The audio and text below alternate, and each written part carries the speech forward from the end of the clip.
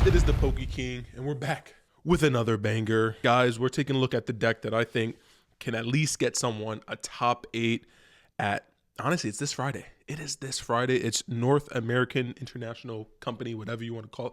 North American International Championships are. I butchered it, but it's all good. We're going to take a look at Big Daddy right here. Iron Thorns EX. And sorry for the dark. Actually, let me see if I can brighten up the video a little bit. Let's see if we go. Ooh, there we go. A little bit more light coming into the mixture.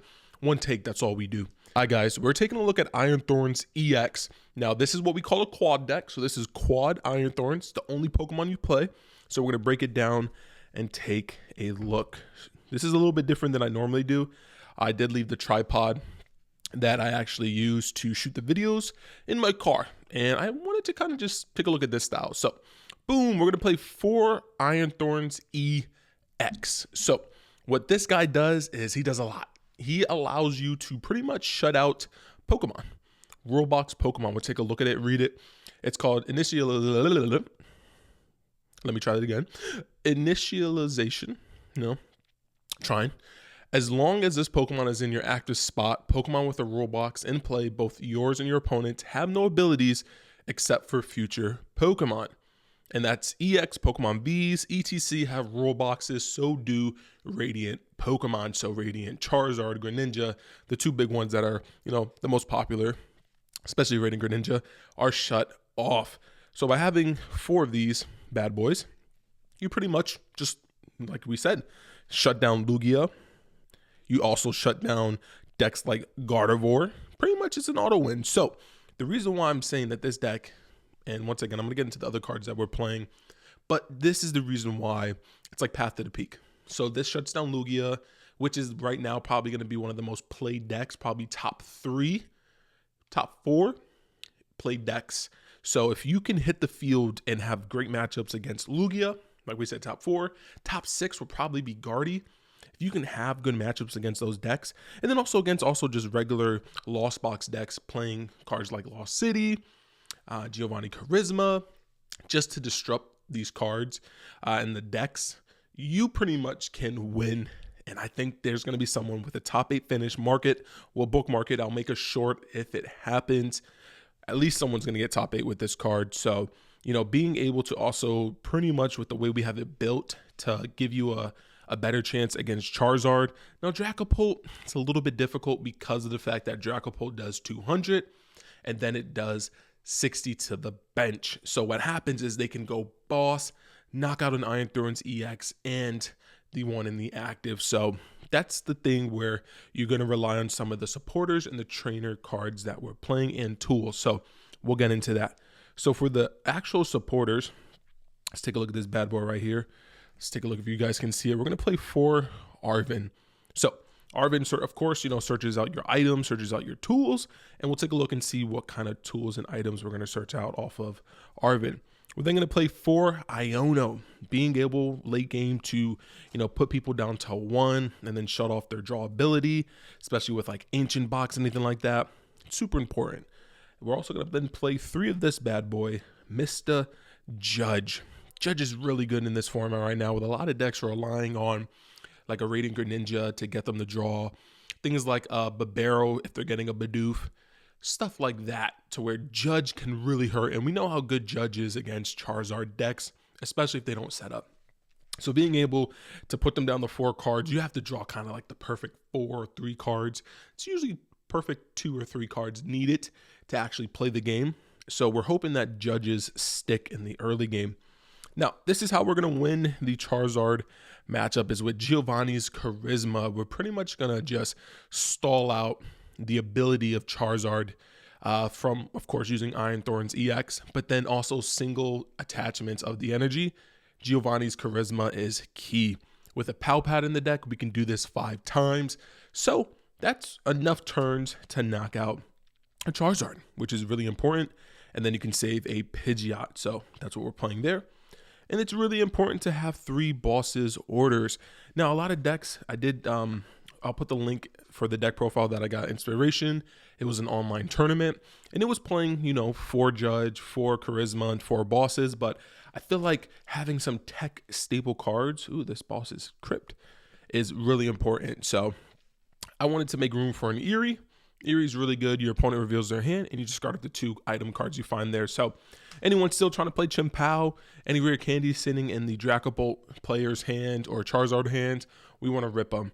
We're also playing a Penny. So because of the attack of Iron Thorns EX, it moves a electric energy or an energy from Iron Thorns to the bench. So if we're able to absorb a shot, like a damage shot, already have 2 energies on one of the bench Iron Thorns EX, we can Penny on the comeback turn and pretty much make it to where, because we're playing a legacy energy, they almost have to knock out Iron Thorns EX 5 times. And that's why I think Penny is super important. With the legacy energy, you have to go through 4 Iron Thorns EX. Technically with Penny, you have to go through 5 because we're going to be picking it back up. So it's almost like going through a whole nother Iron Thorns EX because we can play Penny twice off of the PAL pad. So that's kind of the mindset behind that. I think Penny is very versatile in that format. We're playing 4 Crushing Hammer. Now, there is no Silene or anything like that because this is not, it's a controlled deck that's still aggressive. We want to Crushing Hammer away energies, and it's really important to hit those Crushing Hammers. So you only got 4 chances at it, There's no, obviously we have the PAL pad, but there's no Silene to maybe get back, a Crushing Hammer or get back a PAL pad. So it's extremely important to utilize the resources. So depending on testing, maybe a Silene does come into play. 3 Pokegear at the time. You want to find the right supporter when you need it. So it's super important. Because we're only playing Iron Thorns EX, Arvin can search out the Techno Radar, which then gets us, obviously, 2 Iron Thorns EXs. 2 Earthen Vessels, maybe this could get dropped to 1 for the Silene. But if 1 is prized, you kind of want to find your energies and always attach an energy for the turn.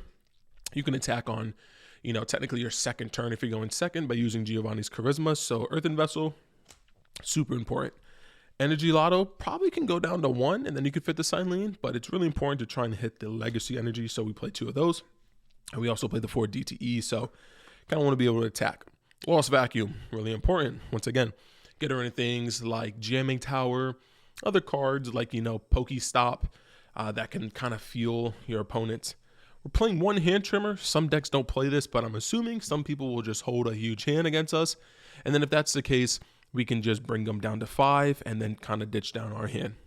1 Canson Cologne. This is for Mimikyu because we need to beat Mimikyu. And maybe Silene may come into the deck because you can get back Canson Cologne. So yeah, we might have to bump that either Canson Cologne at 2 or we play the Silene, which I'm thinking about just playing the Silene at 2.